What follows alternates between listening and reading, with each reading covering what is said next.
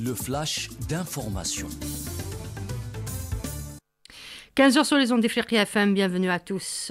La communauté sahraouie en Espagne est sortie aujourd'hui dans une grande marche dans la capitale espagnole pour dénoncer les accords de Madrid signés il y a 50 ans et défendre le droit du peuple sahraoui à l'autodétermination et à l'indépendance. Selon les organisateurs, les participants devraient se diriger vers le siège du ministère espagnol des Affaires étrangères en brandissant des slogans et appeler l'Espagne à assumer ses responsabilités historiques dans ce conflit. Situation au Soudan, le président du Conseil de souveraineté, le général Abdel Fattah al-Burhan, a annoncé la mobilisation générale depuis la région d'El Sariha dans l'état de Gezira lors de la prière du vendredi dans une mosquée de la région. Il a déclaré que tous les Soudanais devaient prendre part à la bataille et que toute personne en mesure de porter les armes devait se présenter.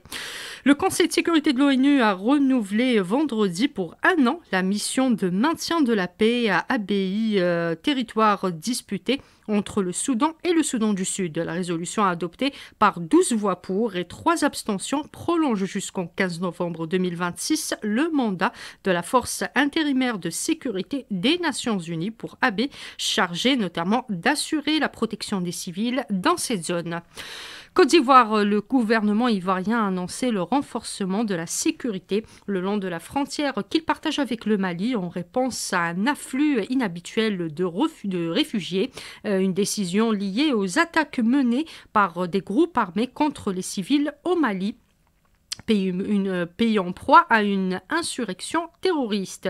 A rappelé que le Conseil national de sécurité de la Côte d'Ivoire a donné cette instruction aux responsables militaires après une réunion, ajoutant que les autorités ivoiriennes s'efforçaient d'enregistrer les demandeurs d'asile.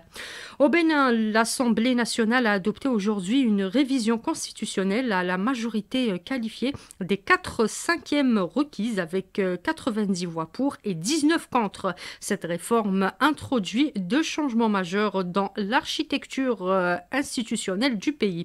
La création d'un Sénat et la prolongation de la durée des mandats présidentiels et législatifs qui passent de 5 à 7 ans à compter des prochaines élections prévues en 2026. La limitation du mandat présidentiel à 2 mandats demeure inchangée.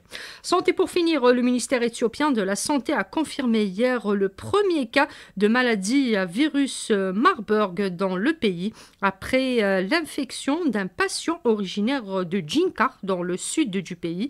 Dans la même zone, 9 autres personnes ont développé des symptômes compatibles avec une fièvre hémorragique virale sévère selon les autorités sanitaires. Fin de ce flash, merci de l'avoir écouté. Rendez-vous à 18h45 pour le journal. Welcome to Ifriqiya FM.